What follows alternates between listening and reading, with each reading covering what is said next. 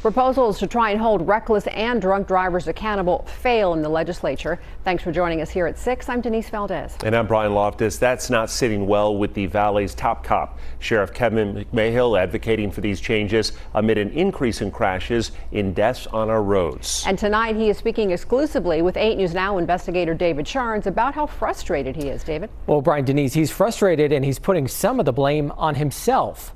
In February, right here at 6 o'clock, we brought you our investigation into the deaths of 2 state troopers who were helping one DUI driver only to be killed by a second DUI driver. That was at the start of the legislative session. Now, 4 months later, our laws are essentially the same.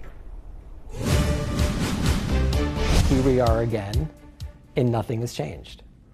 Well, I got to be honest with you. I feel like I failed. Failure for Sheriff Kevin McMahill after proposals to combat speeding, impaired and reckless driving all failed this legislative session.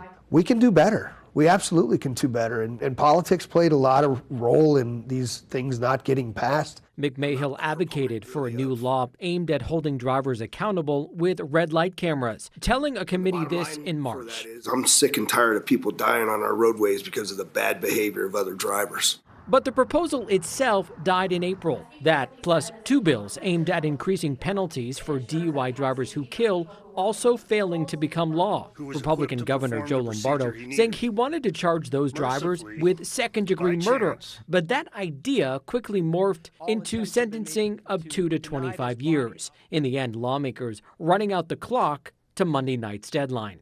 There's just tragedy, tragedy, tragedy all the way around. And it sickens me that I wasn't able to get this done, quite frankly. Who do you think is working against this? You know, that's a good question. I think there's a lot of people out there that advocate that this sort of mass incarceration piece hasn't worked over the years. And look, there's a few arguments, I think, that are valid in that side of the house.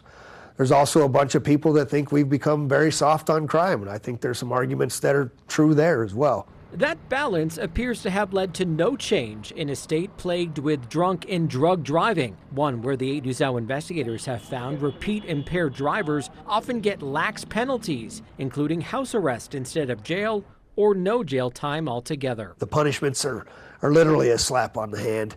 The multiple DUI, I've watched your reports on it. You know exactly what I'm talking about. People can get away with the DUI over and over again, and that's purely not acceptable.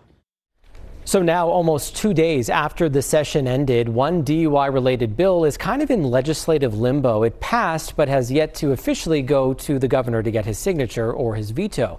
It increases jail time for a repeat DUI driver to 20 days. Right now, it is 10 days. It also lowers the requirement for a judge to send someone into treatment.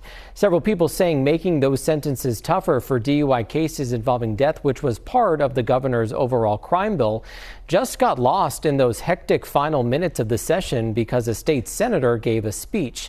The sheriff says he hopes lawmakers come back for a special session to address all of this because the way the system works, as of now, the lawmakers will not reconvene until February of 2027.